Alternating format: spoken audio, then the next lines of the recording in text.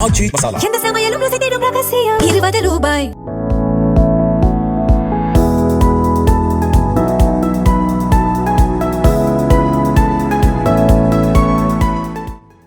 France நாட்டின் avian-less-Baines நகரில் இந்த ஆண்டுக்கான G7 உச்சி மாநாடு துவங்கியது.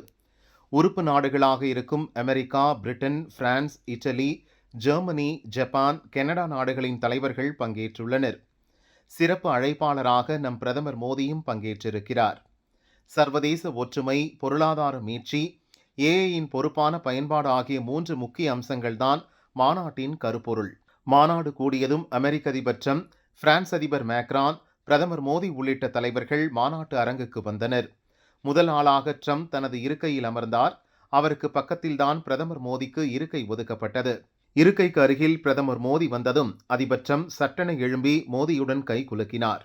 மோடியை தட்டி கொடுத்து நலம் விசாரித்தார்.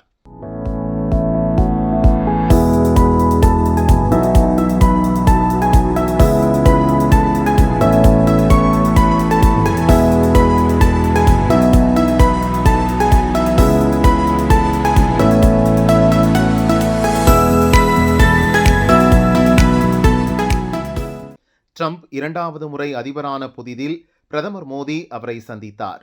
இந்தியா பாகிஸ்தான் போர் விவகாரம், வர்த்தக பிரச்சினை, வரி விதிப்பு காரணமாக சந்தர்ப்பம் கிடைத்தும் ட்ரம்பை சந்திக்க மறுத்தார் மோடி.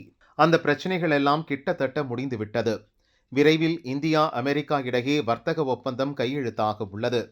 இந்த நிலையில்தான் கிட்டத்தட்ட 16 மாதங்களுக்கு பிறகு மீண்டும் மோடி ட்ரம்ப் சந்திப்பு நடந்திருக்கிறது. தொடர்ந்து மாநாட்டில் தலைவர்கள் விவாதம் நடந்தது. சர்வதேச விவகாரங்கள் தொடர்பாக விவாதித்தனர். முன்னதாக தலைவர்கள் அனைவரும் குழு புகைப்படம் எடுத்தனர். அதில் பிரதமர் மோடி, அதிபர் ட்ரம்ப், பிரான்ஸ் அதிபர் மேக்ரான் ஆகிய 3 பேர்தான் மொத்த தலைவர்களுக்கும் நடுநாயகர்களாக நின்று போஸ் கொடுத்தனர். அந்த வீடியோவும் சர்வதேச அளவில் ட்ரெண்ட் ஆகி வருகிறது.